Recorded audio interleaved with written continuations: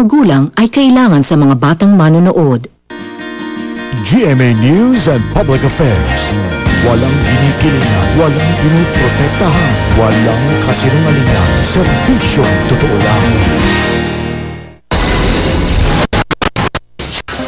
Ang mga ulat na aming binantayan, ang one-on-one interview kay Justice Secretary Laila De Lima. My order is a denial of the request for an allowed departure order. Ngayon po, kinahabol nyo naman po, the person who appointed you during the previous administration. Mahirap. Isa nga sa sinasabi you're media savvy. What's wrong with being media savvy?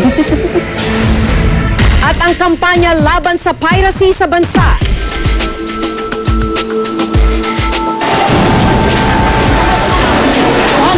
Mahalaga kasi dito yung tao, pinapalalahanan mo rin kung yung pwedeng role nilang itulong sa amin. Kasi di ba, at the end of the day, kung walang bibili, walang pirata eh.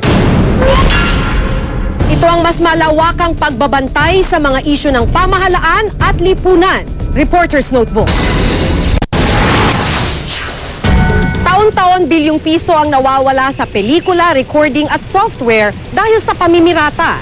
Sa report ni Jiggy Manikad na kasalukuyang on assignment, susuriin kung bakit patuloy itong problema sa kabila ng kaliwat kanang pagsalakay ng Optical Media Board.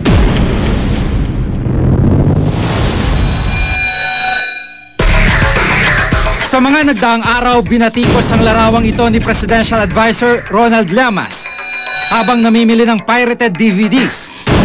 Paano raw masusolusyonan ang pamimirata kung ang mismong opisyal ng gobyerno, parokyano nito? Short to say that the President was concerned, that's why an investigation was called. Itinuturing na bilyong dolyar na industriya ang piracy sa buong mundo. Sa Pilipinas, tinatayang nasa 3 bilyong piso ang nawawala sa industriya ng pelikula, recording at software dahil sa pamimirata taon-taon. Minsan ang tinawag na meka ng mga piniratang CD at DVD ang Quiapo dahil na rin sa talamak na bentahan ng mga ito sa lugar. Sa mga nagdaang taon, ilang beses nang nakipagpatintero sa mga otoridad ang mga nagbebenta. Sa kabila nito, hindi pa rin tuloy ang nawawala ang mga namimirata.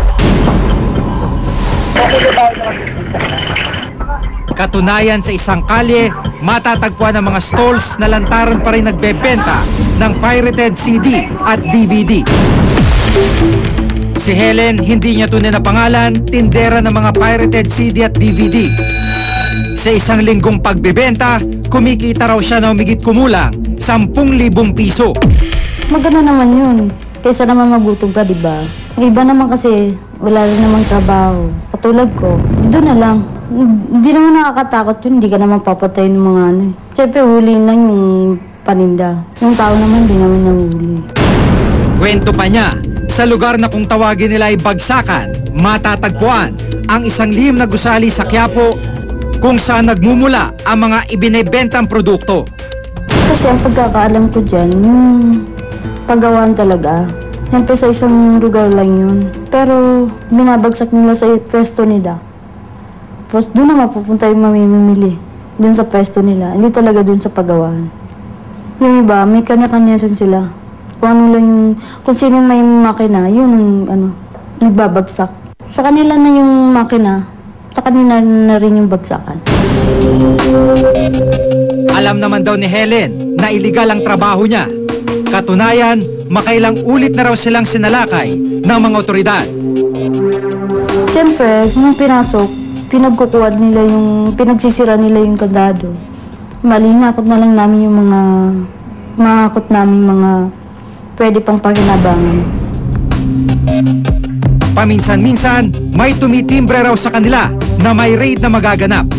Basta, sinasabi lang sa bawat store na siguro may magre-raid bukas. Binabawasan namin yung stock, pero nagtitinda pa rin. Ang sayang din yung kita sa isang araw. Siyempre, magbabayad ka rin naman ng pwesto kahit na nagsara ka o nagbukas. Parang ebidensya, just to let you know, ang dali. Hindi madaling sugpuin ang piracy. Ayon mismo kay Optical Media Board Chairman Ronnie Ricketts. Hindi mawawala yan. It's not that easy. No? But the thing is yung accomplishment. Like for example, we're talking about the film festival.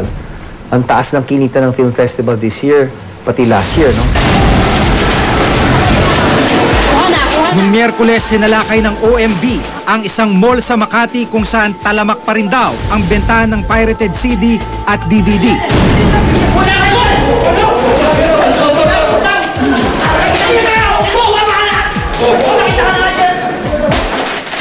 Tinatayang nasa 1 milyong piso ang halaga ng pirated products ang nasa kote sa naganap na raid. Sa taong 2010, umabot sa mahigit 500 milyong piso ang halaga ng nasabat na CD at DVD sa buong bansa.